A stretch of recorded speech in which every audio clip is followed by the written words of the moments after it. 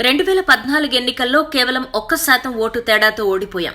మాకంటే 5 లక్షల ఓట్లు ఎక్కువ తెచ్చుకుని టీడీపీ అధికారం సొంతం చేసుకుంది అని జగన్ పదే పదే చెప్పేవారు. అసెంబ్లీకి వెళ్లిన ప్రతిసారి, ముఖ్యమంత్రి హోదాలో చంద్రబాబును చూసిన ప్రతిసారి ఈ 1% ఓటే జగన్ కు గుర్తొచ్చేది. అందుకే ఈసారి ప్రతి ఓటు కీలకమంటూ మొదటి నుంచి జాగ్రత్త పడుతూ వచ్చారు. తమకు అనుకూలంగా ఓటును సమీకరించుకోవడం సంప్రదాయ రాజకీయం. కానీ పక్క పార్టీ ఓట్లకు గండి కొట్టడం అనే కొత్త వ్యూహం అనుసరించారు. అలాగే హైదరాబాద్ లోని సీమాంధ్రుల ఓటుపై ప్రత్యేక దృష్టి సారించారు. పోలింగ్ రోజున సొంత ఊళ్లకు వచ్చి ఓటు వేసేందుకు వీలుగా పదుల సంఖ్యలో బస్సులు పెట్టారు.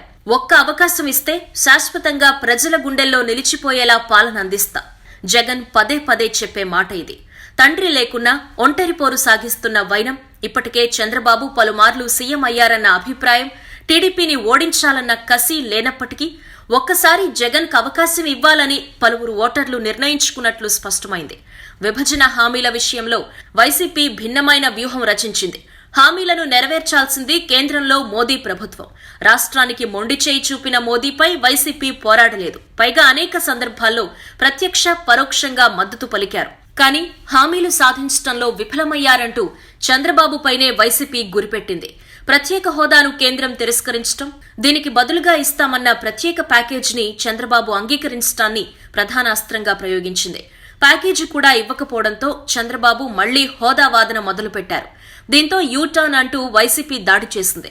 2014 ఎన్నికల్లో హామీల విషయంలో జగన్ ఆచితూచి వ్యవహరించారు. ఈసారి గెలిచి తీరాలి అనే లక్ష్యంతో భారీగా వరాలు గుప్పించారు. రైతులకు పెట్టుబడి సహాయం నుంచి పిల్లలను బడికి పంపించే తల్లులకు నగదు, వృద్ధాప్య పింఛను 3000 ఇలా నవరత్నాలు ప్రకటించారు. ఇవి జనంలోకి బలంగా వెళ్లాయి. మరోవైపు మైండ్ గేమ్ లోనూ సక్సెస్ అయ్యారు.